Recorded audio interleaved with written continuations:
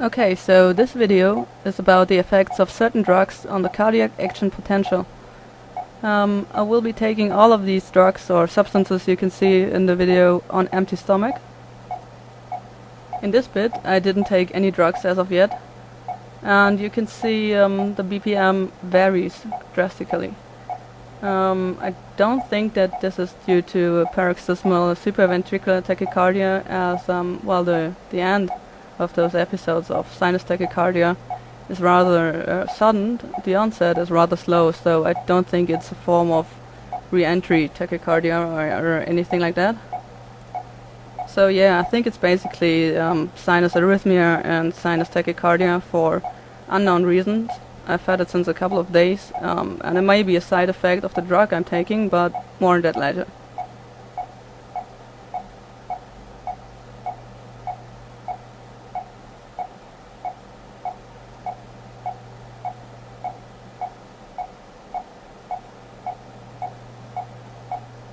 As you can see, my heart rhythm is speeding up again here.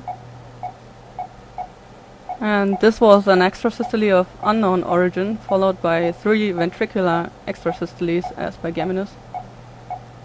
Those extrasystoles are quite common in my heart. They're from the left ventricular outflow tract. There's an ectopic pacemaker there. I've been on flecainide for quite a while to treat it, but I'm only on a beta blocker now, which I will take later. And there you see it slows down again all of a sudden by about 20 BPM.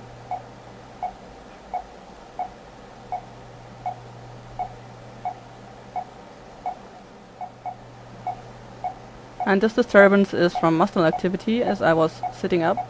You can see my heart rate increasing, which is normal for sitting up.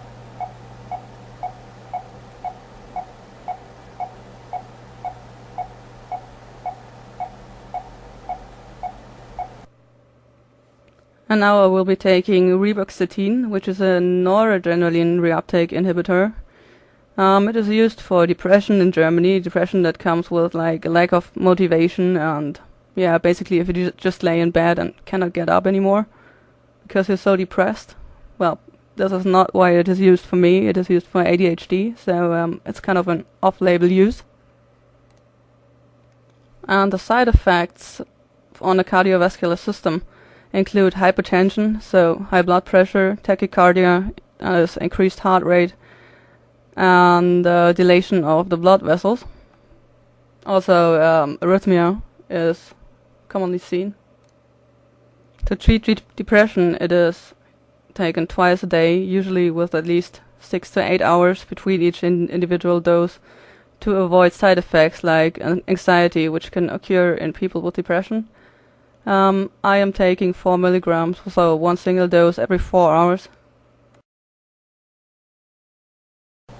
And this is my ECG approximately 1 hour after taking 4 milligrams. The effects usually kick in at about plus 45 minutes and peak, so maximum plasma levels are reached at plus 2 hours. And as you can see, my heart rate actually decreased, while there's still some sinus arrhythmia, but the heart rate is not in a tachycardia range anymore.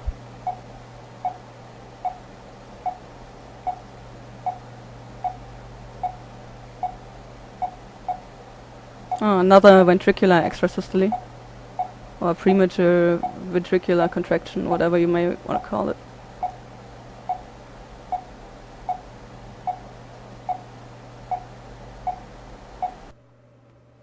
And now I will be taking a beta blocker, that is bisoprolol, however you say that in English, at 5 milligrams. I was prescribed this beta blocker for hypertension and sinus tachycardia, and I was taking it a long time before even starting with the reboxetine. But as you can see, it only seems to have a very mild effect on the heart frequency. I'd say it's an insignificant drop. But while reboxetine slightly changed the amplitude of my blood pressure, so only increased the diastolic blood pressure, the beta blocker actually lowered my blood pressure but did not have an effect on the amplitude.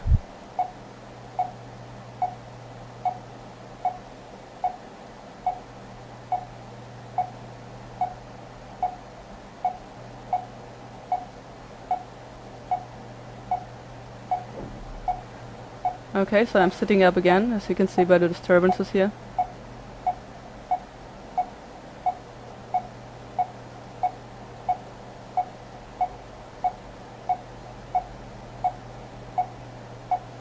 Also the heart rate increases, which is normal. And now I'm going to have a big load of coffee with like 10 grams of sugar. I let it soak for half an hour, and it's strong espresso coffee, 2 large tablespoons full. So I think it should contain 200 to 300 milligrams of caffeine. You can see my heart rate increases quite a lot because the coffee is still hot. And that's basically a reaction to stimulation of the vagus nerve. As you can see, my heart rate drops immediately as I finished drinking the coffee. So this is all physiological, normal. There's disturbance from muscle tension again as I lay back down, so we can see if the caffeine changes my heart rate. It will take quite a while to kick in.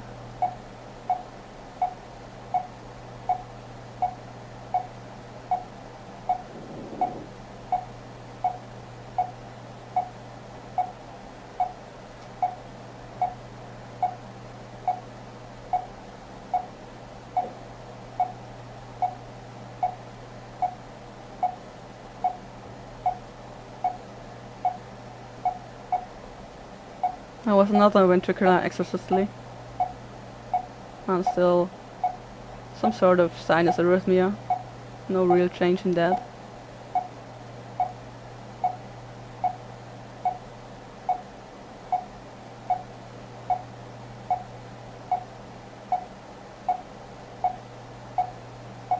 As nothing really happens, I will now forward by about 8 minutes.